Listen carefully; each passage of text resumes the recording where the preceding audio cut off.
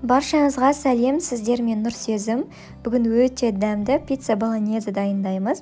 Жылы суға ашытқы, тұз, қант және 3 ас қасық зәйтүн майын қосамыз. Зәйтүн майының орнына сұйық май қосса да болады. Одан кейін ұнның кішкене ғана бөлігін қосып араластырамыз.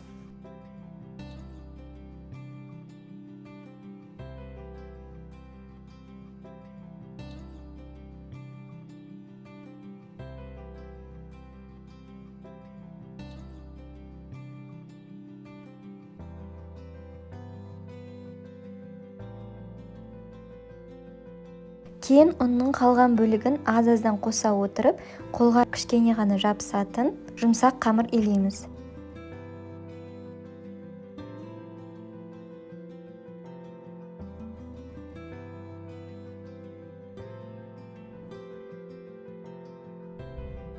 Қамыр осындай жұп-жұмсақ болады және оған кішкене зәйтүн майын жағып, жылы жерге 1-1,5 сағатқа қалдырамыз.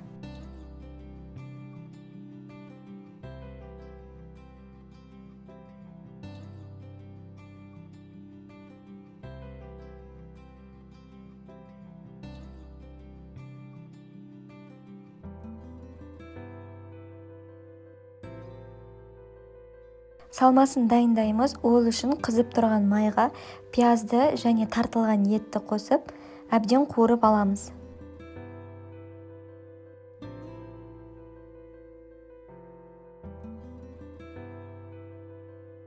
Татымына қарай тұз, бұрыш, басқа да дәмдеуіштерді қосамыз және 1 ас қасық томат қосып, барлығын араластырамыз.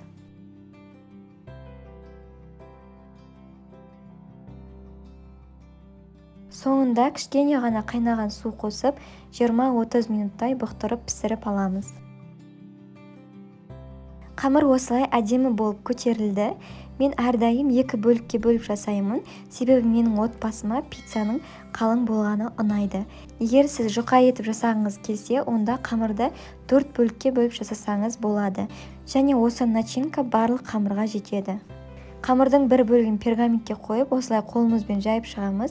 Егер қолмен келмей жатса, онда оқтаумен жайып шығуға болады. Шеттерін шығарып аламыз, ортасына начинкасын салып орналастырамыз және оның үстіне күштен өткізілген сырды сеуіп шығамыз. Және қызып тұрған пеште 250 градуста 5-7 минут пісіріп аламыз.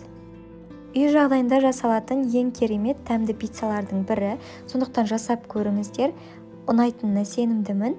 Комментарийға қандай видео рецепт күтетіндеріңізді жаза кетіңіздер. Сіздермен болған Нұрсезім. Менің каналыма тіркеліп, лайк басып, комментарий жазуды ұмытпаңыздар.